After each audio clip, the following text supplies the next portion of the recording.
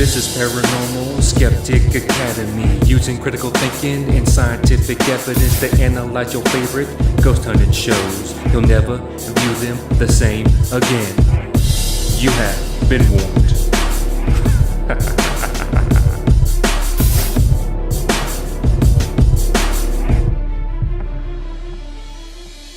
Rob, Matthew, and John Owen travel up to the Redwood Forest and visit the Hoopa Indian Reservation, a hotspot for Sasquatch sightings. Joined by a Bigfoot expert, recent flooding and mass landslides make for a harrowing adventure as they traverse the narrow backwood roads searching for this mythical creature. This is Paranormal Skeptic Academy.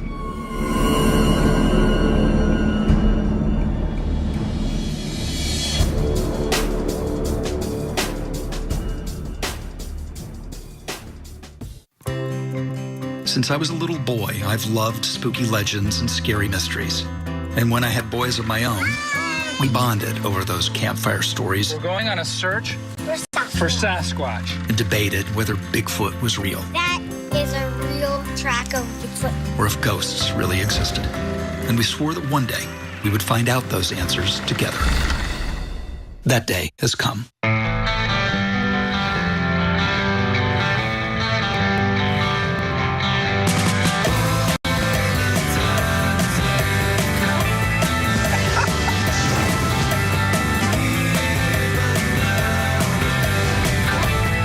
That's actually nuts. Oh my God.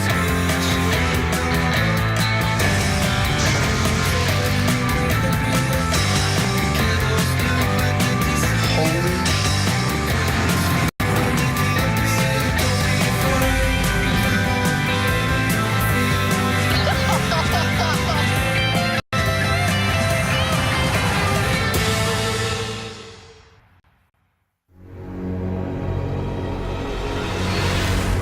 Rob, Lowe, and his kids are off on an adventure to find the truth behind some of our most unanswered questions.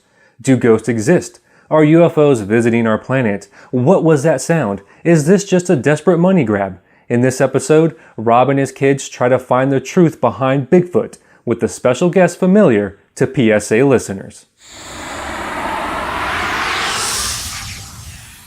We open on a scenic mountain view of Arcata, California, just 40 miles west of Willow Creek. We zoom in on Rob and his sons in their truck as Rob lets us know that this is the moment he's been waiting for all his life, the hunt for Sasquatch. Rob remembers a time when his children were young and they were camping. He dressed in a Bigfoot costume to try and frighten them, but they weren't buying it, knowing it was just a man in a costume. As they head to Willow Creek, the site of the infamous Patterson-Gimlin film, they wonder if Bigfoot could even exist.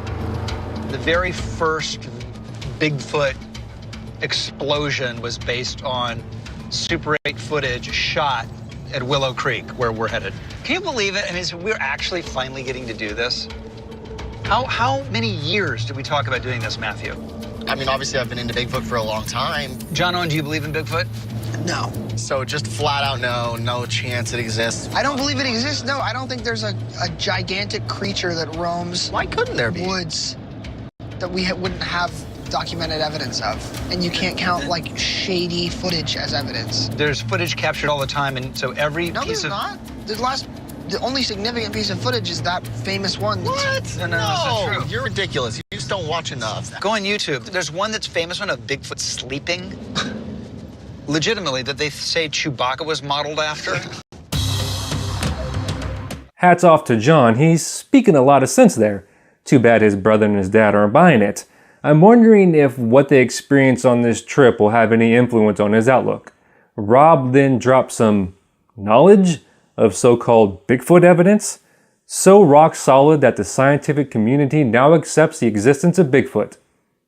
They arrive at the town of Willow Creek and head to the Willow Creek Bigfoot Museum, the knowledge center of all Bigfoot lore.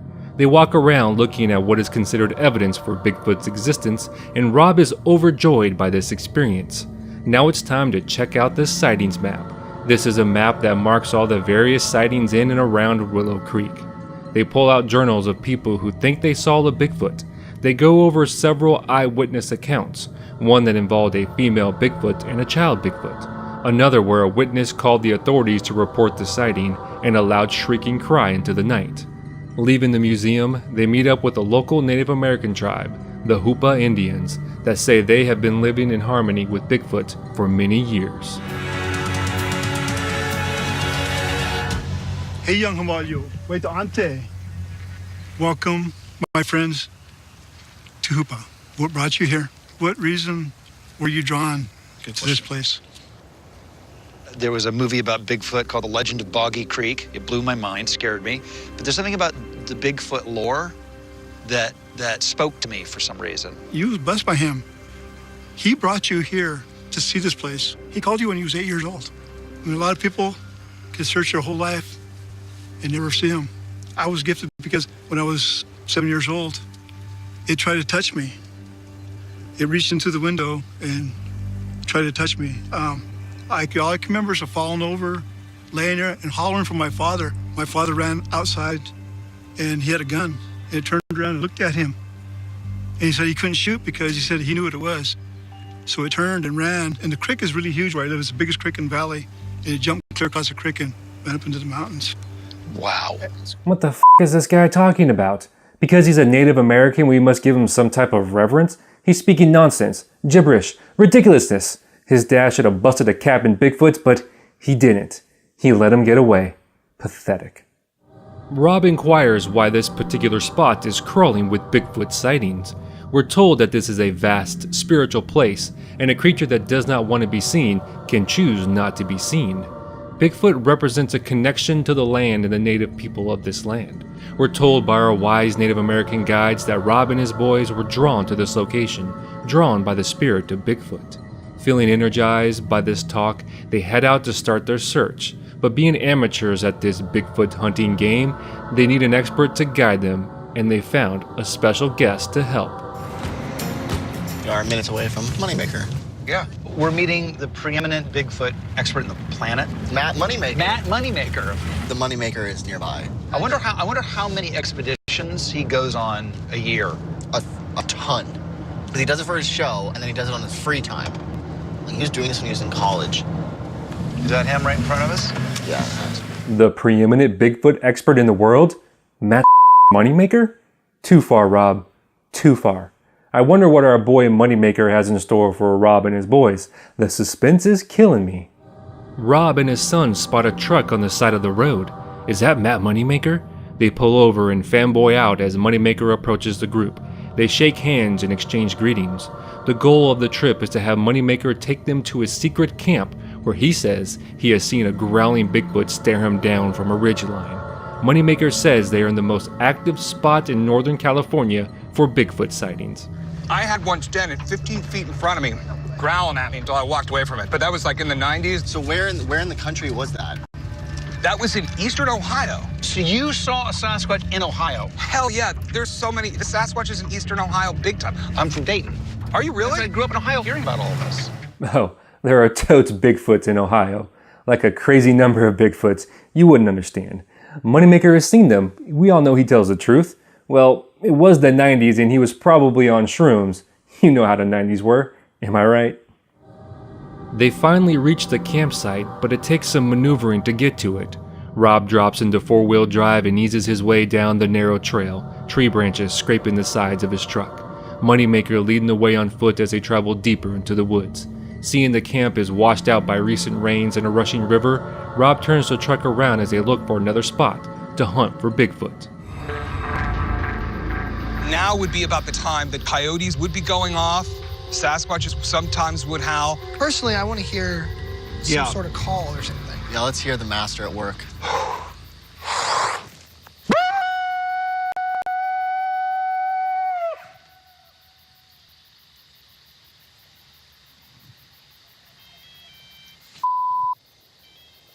Kidding me? I'm gonna throw that in the river.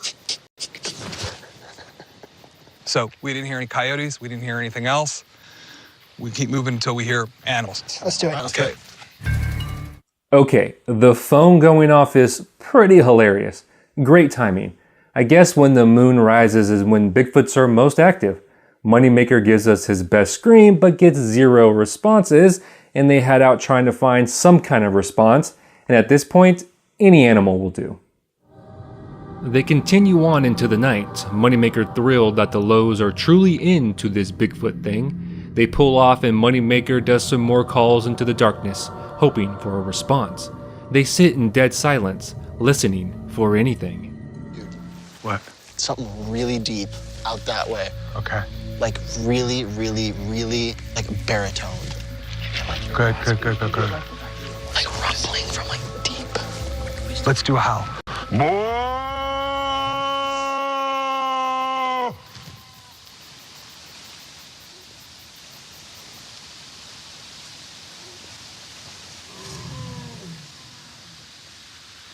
Maybe a cow, maybe. See if it's a cow, it'll keep doing it.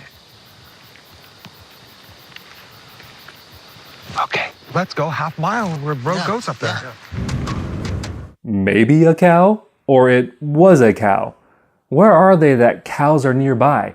Wild cows don't just roam the woods of Northern California, so there must be a ranch close by, and a ranch means people, and people mean noise. Noises that could be mistaken for a Bigfoot. It doesn't seem that they're that remote. Exhausting this location, they head to their next one. Rob is pumped to be on this adventure, maybe more so than actually finding Bigfoot. They round a corner and approach what appears to be an old wooden bridge. Stealing their nerves, they cross. Biting their nails, they ease across and make it to the other side without incident. Traveling down the road a bit more, Moneymaker somehow knows this is a good location for them to pull over and do more howls into the night. With the full moon behind them, Moneymaker howls. Not wanting to miss out on the action, Rob tries his hand at howling and does a decent enough job. Next is John's turn as he lets out a high-pitched scream. Moneymaker explains that he isn't just stopping and randomly howling in the woods. There's a method to his madness. You know, if you hear a good sound, something responding by trolling the way we did, and then you hang out there, they'll eventually come up to where you're at. I want that so bad, yeah. That was the worst one. That was bad.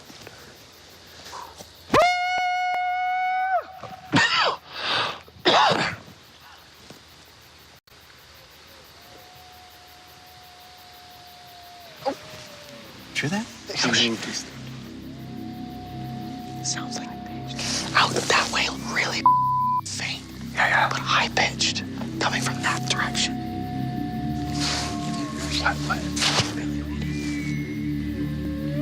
Coyote. Hear him? Yep, coyotes. Yep.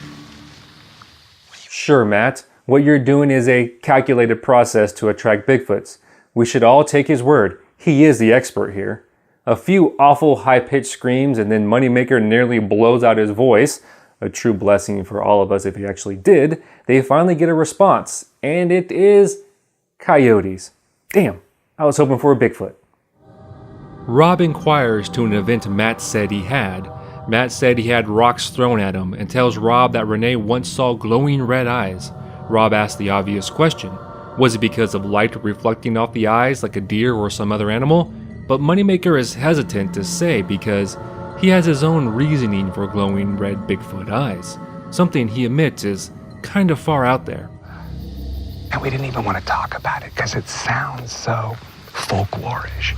But I'll tell you, when you see it, it's usually in the same situation. You're out in the dark, you're making sounds like they make, and all of a sudden you're looking off in the bushes and you see what looks like amber-colored eyes. And you'll see them blink, too.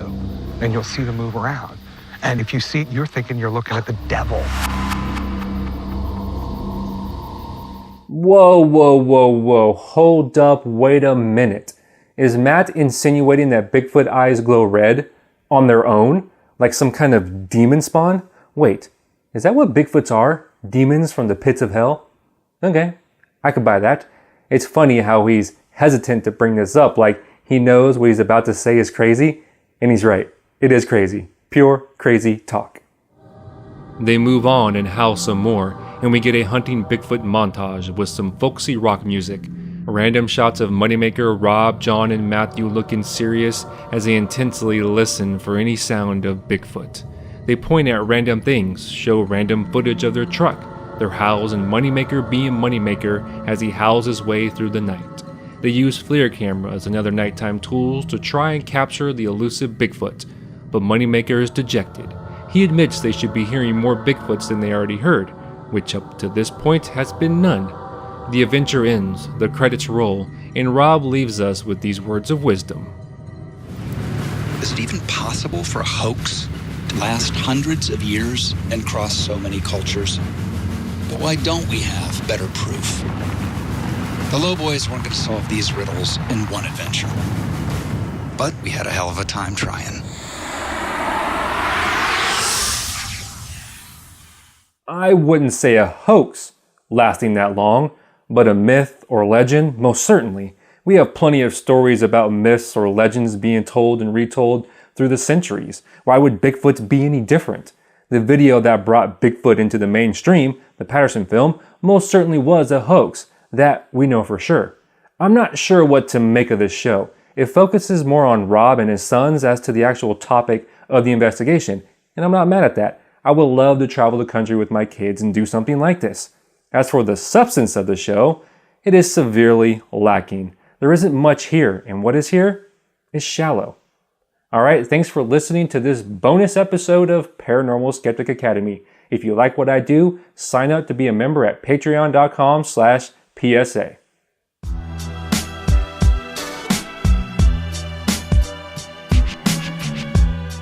Thank you for listening to Paranormal Skeptic Academy. If you like what I do, please leave me a review on iTunes and Stitcher. If you want to support the show financially and receive extra content on a monthly basis, you can sign up to be a member starting at $1 a month at patreon.com/PSA or at paranormalskepticacademy.com/membership. Like the Facebook page at facebook.com/paranormalskepticacademy. Follow me on Twitter at cweb619 and subscribe to the YouTube channel at youtube.com/pskepticacademy for full video versions of each episode and YouTube-only bonus videos. Also, you can download each member-only bonus episode for $1.50 at paranormalskepticacademy.com under downloads. Thank you for listening to Paranormal Skeptic Academy, schooling your favorite paranormal investigators.